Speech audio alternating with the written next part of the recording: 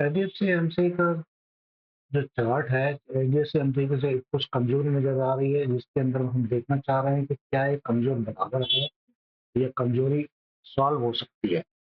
तो ये 1 घंटे का चार्ट देख रहे हैं हम। 1 घंटे के चार्ट के अंदर 1 घंटे के चार्ट के अंदर जो हम देख रहे हैं इसमें,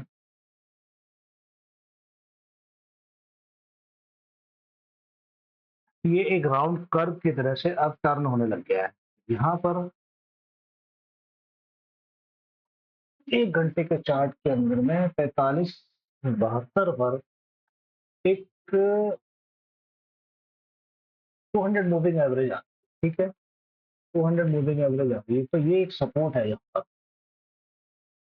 अब अगर हम मैं इसको यहाँ पर छोटे चार्ट में करता हूँ, सॉरी बड़े चार्ट में करता हूँ, तो बड़े चार्ट के अंदर में ये यहाँ पर एक चीज नजर आती है बड़े चार्ट में, कि यहाँ पर एक inverted head and shoulder pattern, तैयार होता है। हेड एंड शोल्डर ऊपर भी जाता है, नीचे भी जाता है। ठीक है, अब इसके बेस पर यहाँ पर कम से कम 45 तक नीचे आने की संभावना है, लेकिन उससे पहले 30 मिनट के चार्ट में देखेंगे। 30 मिनट के चार्ट में यहाँ पर एक 200 मूविंग एवरेज आ रही है। 30 मिनट के चार्ट में 200 मूविंग एवरेज आ रही है, तो 30 सबसे पहले जो डाउनफॉल आ सकता है 4700 के आसपास आ सकता है। 4700 पहले कवर करेगा ये एक दिन में हो सकता है या 2 दिन लगेंगे। और 4700 कवर करने के बाद में ये समझ लीजिए, 4300 निकलने के बाद में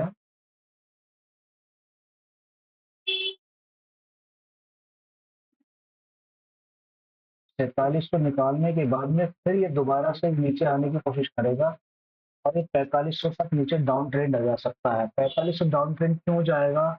उसका कारण है कि 1 घंटे की मूविंग एवरेज यहाँ पर आ रही है और 30 मिनट की यहाँ पे आ रही है। तो ये चीज यहाँ तक 30 घंटे के लिए यहाँ पर पकड़ने की कोशिश करेगी। जब ये बेस यहाँ पर एक बहुत मजबूत बेस है 4500 पे, फिर 4500 से मजबूत बेस आ रही है, 4500 से फिर यहाँ से एक अपसाइड मूवमेंट लेने की कोशिश करें, यहाँ से अपसाइड मूवमेंट लेने की कोशिश करें।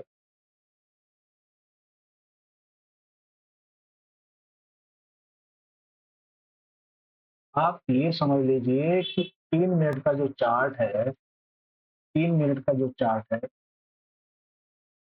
3 मिनट के चार्ट में मूवमेंट अपसाइड बिल्कुल दिख रही है, इसमें कोई दो राय नहीं है।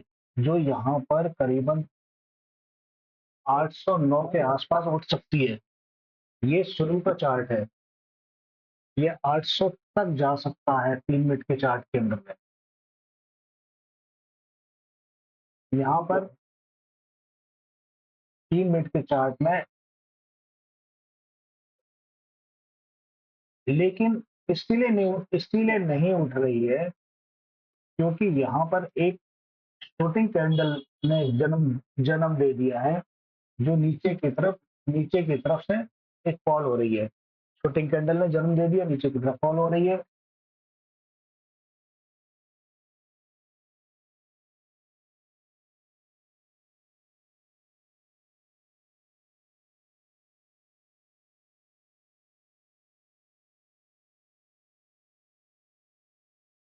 अब इस मूविंग एवरेज से, ये वाली मूविंग एवरेज से 4800 से मूविंग एवरेज से ट्रिक करके ये नीचे की तरफ मारा लुढ़कने लग गया।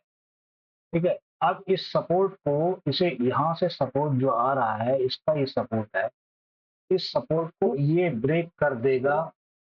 4780 को ब्रेक करते ही, इस 4700 को ब्रेक करते ही 4700 तक पकड़ेगा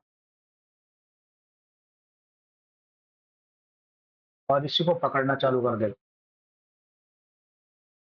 जो मैंने शुरू में भी बता रखा था, और यहाँ तक ये मजबूरी ये है, आरएसआई भी नीचे की तरफ ट्रेंड बना रही है, नीचे की तरफ कमजोरी बना रही है आरएसआई। अब यहाँ पर कमजोरी बनाने के साथ साथ आरएस आरएसआई का मूवमेंट में यहाँ पे ये है। अब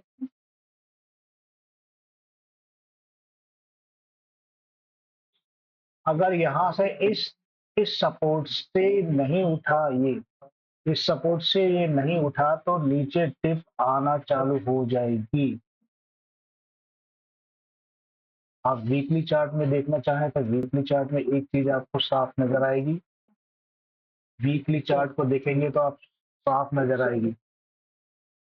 वीकली चार्ट के अंदर में आपको कहाँ तक नजर आ रही है चीजें, देखो।